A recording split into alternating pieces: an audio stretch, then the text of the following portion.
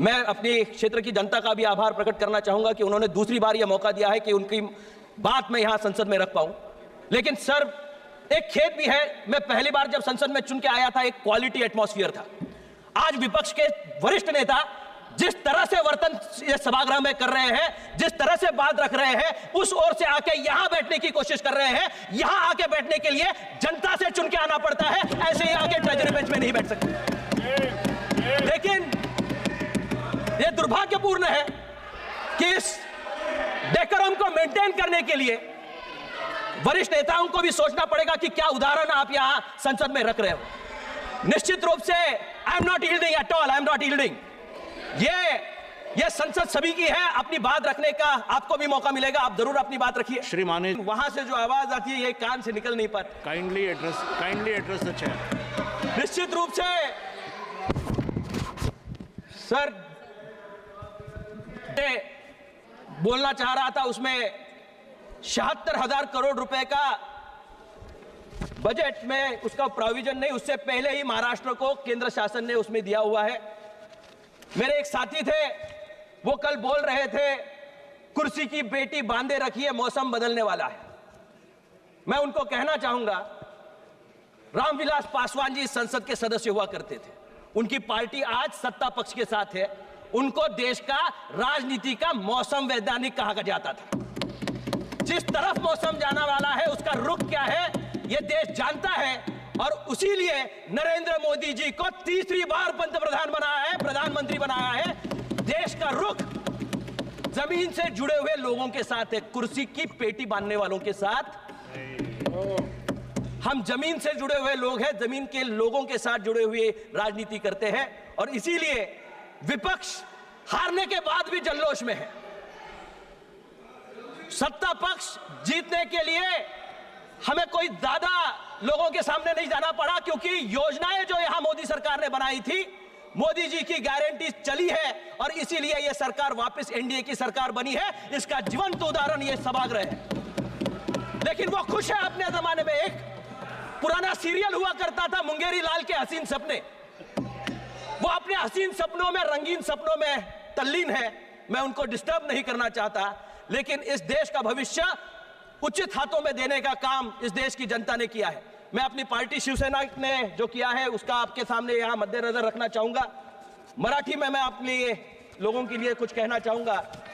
मी जरा आपली परवानगी घेतो की मराठीमध्ये आमच्या लोकांना कळावं, जे इथं विपक्षामध्ये बसले त्यांना कळावं की राज्याला काय मिळालंय, काय योजना बजेटमध्ये या ठिकाणी आलेत।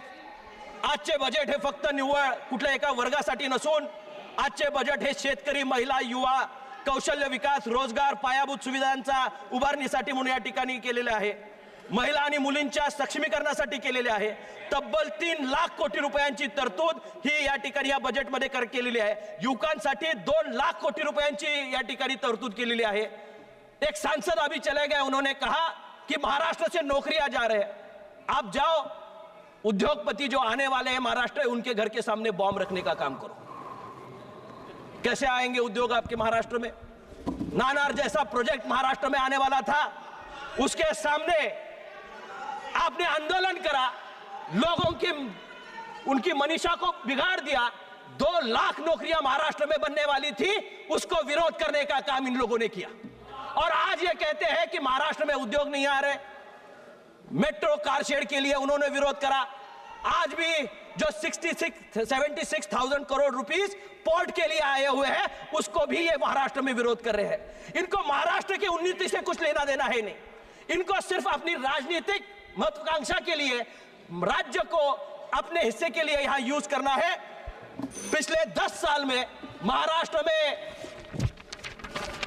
10 साल में जो यहां दिया गया है 10 लाख कोटी रुपए हे महाराष्ट्राच्या विकासाला देण्यात आले। नरेंद्र मोदी साहेबांच्या 10 वर्षाच्या कालखंडामध्ये 10,05,000 कोटींची आर्थिक महाराष्ट्राला मदत मिळाली। त्यामध्ये आपल्याला या ठिकाणी मुद्दा म्हणून सांगितलं पाहिजे की कोणकोणत्या गोष्टी या ठिकाणी आल्या। एअरपोर्टसाठी विकसित करण्यासाठी 4,04,000 कोटी रुपये देण्यात आले. 6 पदरी अटल सेतूसाठी म्हणून निधी देण्यात आला. पालखी सोहळ्यासाठी म्हणून 11,000 कोटीचा या ठिकाणी निधी देण्यात आला. रेल्वेसाठी म्हणून 5800 कोटी रुपयांचा या ठिकाणी निधी देण्यात आला. मत्स्यपालनासाठी म्हणून 2600 कोटी रुपयाचा निधी देण्यात आला. महाराष्ट्रातल्या साखर कारखानदारीसाठी म्हणून 10,000 कोटीचं पॅकेज हे महाराष्ट्र शासनाला या ठिकाणी देण्यात आलं. या विविध पातळीवर महाराष्ट्राला पुढे नेण्याचं काम केंद्र या ठिकाणी करत असताना मी आपल्याला या ठिकाणी अध्यक्ष महोदय विनंती करतो की पुराची परिस्थिती माझ्या मतदारसंघापासून ते ग्रामीण भागातल्या या ठिकाणी अनेक महाराष्ट्रामध्ये कानाकोपऱ्यापर्यंत येते. त्याच्यासाठी सुद्धा 3,000 कोटीचं वर्ल्ड बँकेकडनं पॅकेज देण्यात आलंय. केंद्र शासनानं सुद्धा त्याला भरीव निधी त्या ठिकाणी देण्यात यावा की ज्याच्यामुळे या ठिकाणी त्याला मदत त्या ठिकाणी व्हावी.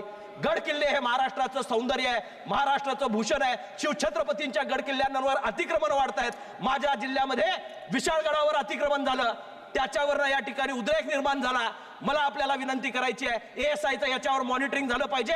एकाही गडकिल्ल्यावर अतिक्रमण होता कामा नये आणि झालेली अतिक्रमणं निघाली पाहिजेत. याच्यासाठी केंद्र सरकारनं या ठिकाणी लक्ष घालावं आणि महाराष्ट्राच्या विकासाला यापूर्वीही नरेंद्र मोदी सरकारने बळ दिलंय. या पुढच्या काळामध्येही एकनाथ शिंदे आणि नरेंद्र मोदी साहेबांच्या नेतृत्वाखालील महाराष्ट्रामधलं सरकार हे अतिशय चांगल्या पद्धतीनं काम करतं आणि याच्या पुढच्या काळामध्ये सुद्धा राष्ट्र निर्मितीच्या काळामध्ये महाराष्ट्राचं योगदान तसंच राहील. एवढ्या शब्दांसह मी माझ्या शब्दांना विराम देतो.